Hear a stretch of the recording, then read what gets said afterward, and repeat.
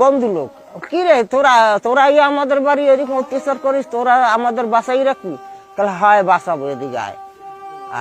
তা তোর বৌদি কি অবস্থা করি দেখ।